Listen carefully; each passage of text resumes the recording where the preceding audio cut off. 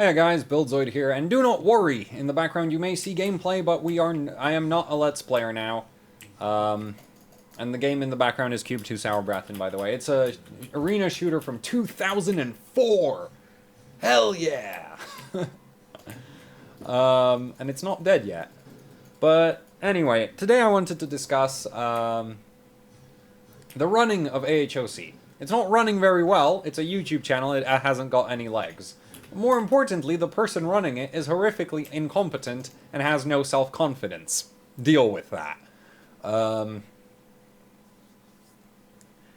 And, you know, because of that, it's just like, I want to basically just straight up ask you, am I running AHOC correctly or wrongly? Is AHOC everything you ever wanted? Obviously not, but I do want to know if like what direction I should steer AHOC in. And basically, I think a part of the issue is my neck, like my throat's getting really dry here, so I have to hydrate. But it's very like part of the issue I feel is AHOC kind of grew out of PCB breakdowns, right? It's like the PCB breakdown central. And that's a problem, because I don't want to do more PCB breakdowns. Because I find them incredibly boring at this point. And my gameplay in the background is going to be terrible, because I've been, like, I'm tired now. But, yeah. It's, you know, it's just like, I don't want to do more PCB breakdowns right now. And the other issue is, like, I don't want to do PCB breakdowns forever. I don't think that's the right way to run AHOC. But at the same time, I'm not sure what to actually do with AHOC. I could go more casual and start going into, like, you know, casual, I guess, motherboard reviews. And let me just do something here.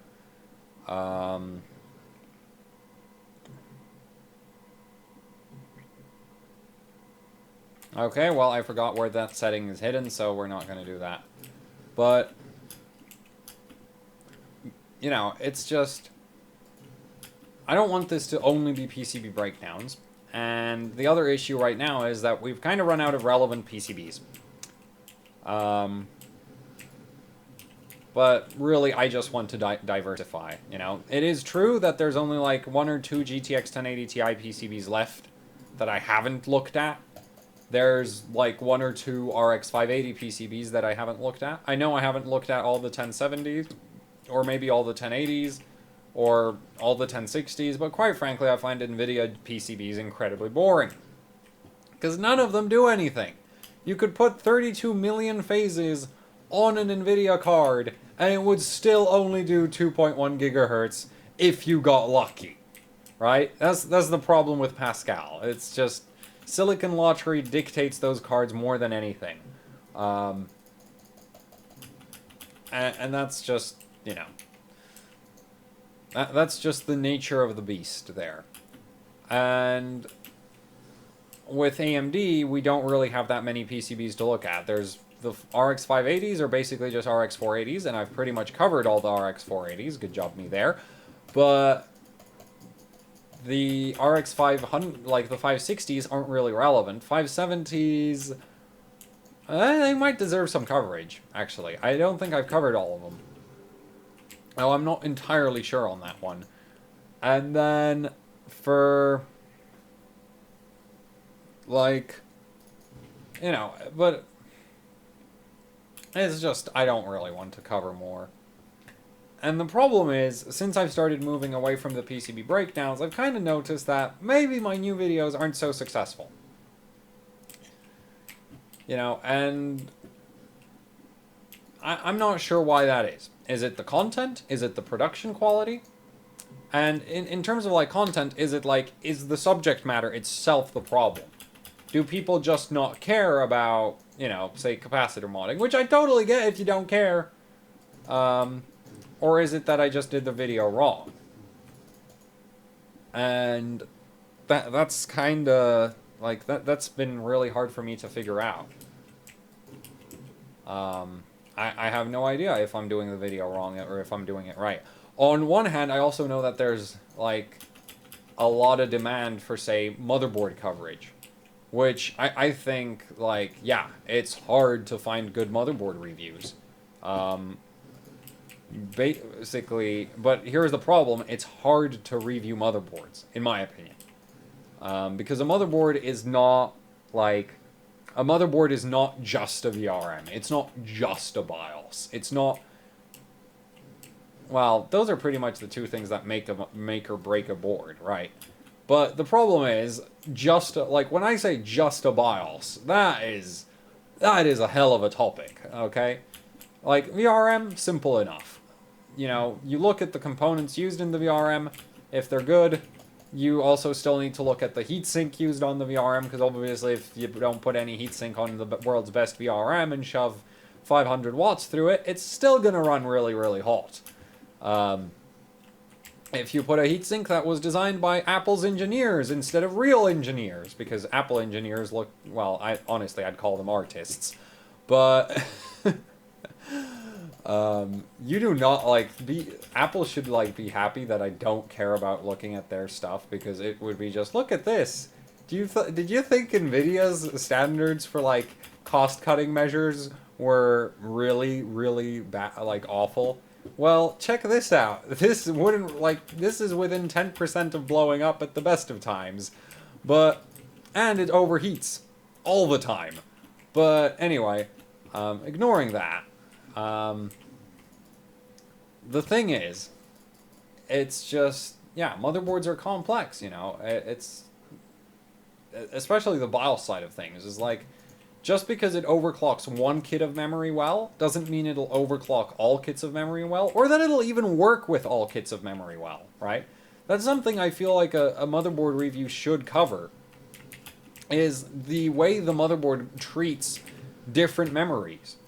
Because that actually, like, that is a big part of what makes a good motherboard, in my opinion. It's like, can I stick any random kit of RAM in this, and will it overclock it well? And so I was thinking, if I was doing motherboard reviews, part of the review would be, we test, like, a memory test, where basically you run through, say...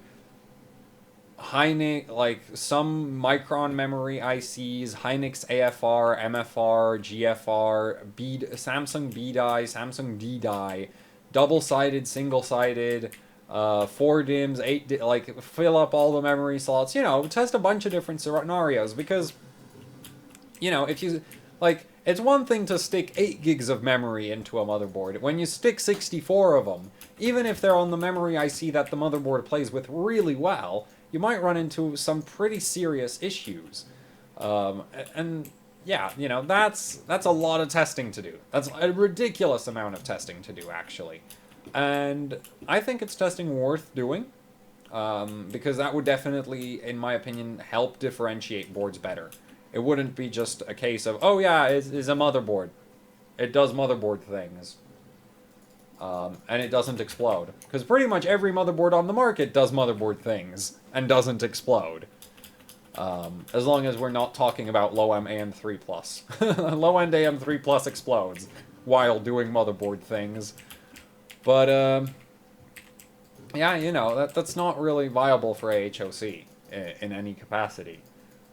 And even if it was viable, it would take forever to do that kind of testing. Like, memory overclocking takes forever. Like, if I went to in-depth motherboard reviews to the extent of, like, testing multiple different ICs on multiple different boards in multiple different memory quantities and configurations, it just, like, yeah, that would just be hell on earth in terms of testing requirements. And that's why I don't really like covering motherboards, because if I just cover the VRM, it doesn't give you a very good picture of the motherboard at all, right? It's like, you can literally take a motherboard and ruin it by putting a bad VRM on it. But you can't make a good motherboard by just slapping a great VRM on it. It's not the motherboard, right? With a GPU, it's a bit more simple. If it has a good heatsink and a good PCB, it's a good GPU. But with a motherboard, you need a lot of testing. And the other problem with motherboards is that motherboards have some of the most messed up VRM designs ever. Where GPUs tend to be very simple layouts, very few voltages. Motherboards, you know, you have PCH voltage, VCCIO, VCCSA, iGPU, vCore, VTT, VDDR, potentially gate drive. You just have all these different VRMs, and then you have things like Gigabyte has recently been sticking dedicated 5-volt buck converters on their USB ports because, you know, maybe your PSU has a noisy 5-volt rail. And, you know, it's like, okay, so you have all these VRMs just coming out. There's VRMs literally everywhere, right? And it makes it really hard to do VRM, like PCB breakdowns for motherboards, because they're so complex compared to a GPU.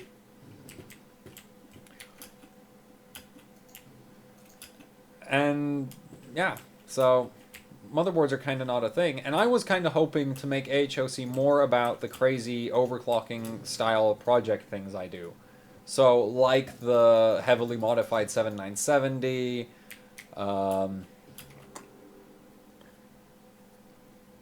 you know, and then there's the occasional guides I do, and even those, like, sometimes they just don't work out. Like the registry mod for Vega, that is a mess, and that's just quite frankly a mess because I don't know the first thing about writing scripts for videos. You know, and it's just like this video is a horrific mess as well, and it's just I don't know what I want to put in a video. I really don't. It's just like I want to. It's so awkward being alone, right? That's the problem. I'm on my own with AHOC, and I have very little confidence in what I'm doing at any given time. I'm doing a vault mod, not confident. I'm doing a cap mod, not confident. And the reason why I'm not confident is, like, my confidence has no impact on whether or not the mod is going to go well. And if I'm confident about it working, well, then when it doesn't work, I'm going to be more disappointed in myself, aren't I? You know, it's like if you go in with the assumption that you suck, at least you don't surprise yourself when it catches on fire.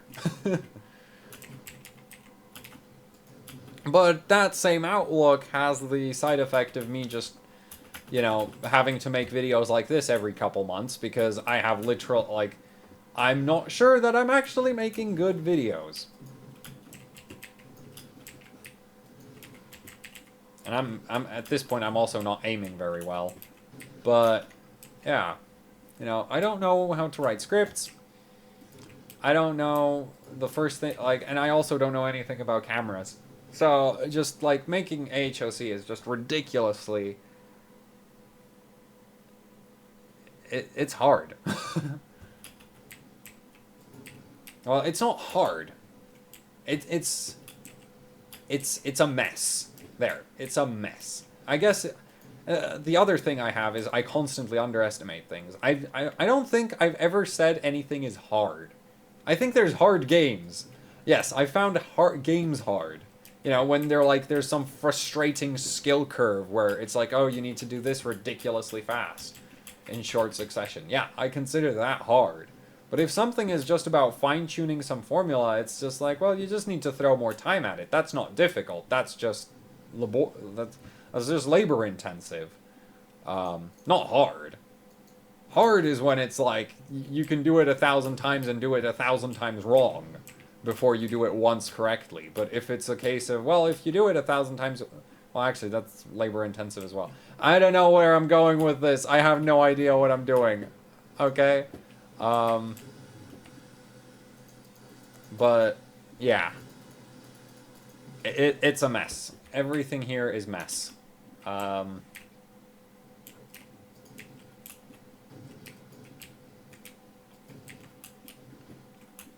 But like, definitely I don't think AHOC is hard to run. It's just, I don't know what I'm doing with it. There. That's what we're gonna go with. And, yeah. I have a hard time figuring it out. Because I don't know anything about video cameras. I don't know anything about writing scripts for videos. And the thing is like, I I have a really hard time writing scripts because I'm not even sure on like what level of information I need to give in my videos. It's like, do I or do I not include this information? And when it comes to making that decision, I'm really bad at it. I'll always, like, you know, I'll happily explain things 3 or 4 times, like, unnecessarily in videos because I'm just worried about people not knowing something and then complaining about, because, I don't know. There's definitely a problem with putting too much information in a video because then the video ends up being 40 minutes and people complain that it's too damn long. But on the other hand, not putting enough, and then when you put not enough information, then like they complain that there's not enough information. I guess you can never please everybody. And if I just go by the YouTube metrics, it's better to put videos that are like 10 minutes long and focus on one topic only so that you can go and make a series out of a topic that really could just be one big 40-minute video. But this is just not my style. This just seems really like it seems really pointless. You know, it's like, why make 4 10-minute videos instead of one 40-minute video? And I'm kind of doing that with Vega right now, because at one point I was like, you know what? I'm going to make a BIOS modding video. And in that BIOS modding video, I'm going to, well, it's not even BIOS modding. I'm going to do the BIOS flash, the registry edits, and everything together. Like, I'll just throw them all in one video. And it would be 40 minutes long. And it would cover everything. And everybody would complain. But then I decided, you know what? Since like there'd be people complaining that there's not enough information density or whatever, I decided I'd split it up into 20-minute videos. I don't know if that was the right decision.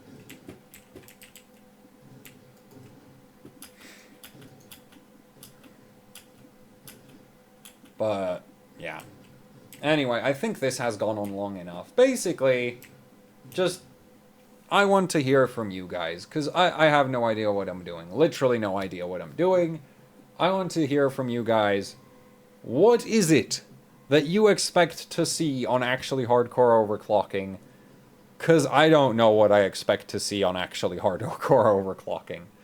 And at this point, it's kind of just devolved into, you know, Buildzoid's playground with a webcam attached that he keeps complaining about. And I'm not sure if that's a good thing or the wrong thing. We can continue with this. I think things I'm happy with. PCB breakdowns are working exactly as they should be. Obviously, there's an issue of I can't just there's a limited number of PCBs to break down. And then live streams I think I've nailed. I think the live streams have gotten to the point where I'm happy with them. I don't think I've had a bad stream. I mean, I've had streams where the results are bad, right? The scores are terrible, the CPU isn't overclocking, I'm an idiot, doing everything wrong. But the stream is still entertaining and interesting to watch. And that's the main goal. And the streams do that, and the PCB breakdowns do that. Everything else I've put out, no idea. Literally no idea. Because I don't watch my own videos. Because I don't want to watch my own videos. Like, I don't even want to watch my own videos. Because I know what's going to happen if I watch my own video. I'm going to be like, this is terrible. I need to reshoot this for the 5th time. I need to reshoot this. And we'd never get to see any of my videos. Which is why I why I do that fire and forget style of recording is just, it makes sure there is a video at all. Because if I tried to edit, there wouldn't be a video. It's just too bad I don't have scripts. Because I could go through a script, you know, and it would have more structure, but I don't know what I want in a script. Like, I don't know what I wanted in this video. I just wanted to talk about, basically, the whole script behind this video was, I want to talk about the fact that I have no idea what I'm doing with AHOC. And we'll see where that goes. And I also made some bullet points for myself that I kind of covered. But, yeah. At this point, I'm just dragging this out for no reason. And, quite frankly, I'm completely sorry about that. Like, definitely sorry about that. Damn it, turn. But, you know, I think it's these videos are ultimately necessary because once I have the idea of making one of these, it's just inevitable. And when I get into that state where I'm like, I want to I want to make one of these terrible videos when I'm, like, basically the moment I get the idea to make one of these, it means it's going to be made because nothing else gets made until I make this, pretty much. So, this is it. It's 20 minutes long. It's freaking terrible. And I'm sorry you had to suffer through it, but hopefully it'll mean that the next video you get to watch is that much better. And that is it. Thank you for watching. Sorry for wasting your time. Hopefully, the next video you get to watch on AHOC is a lot better. Goodbye.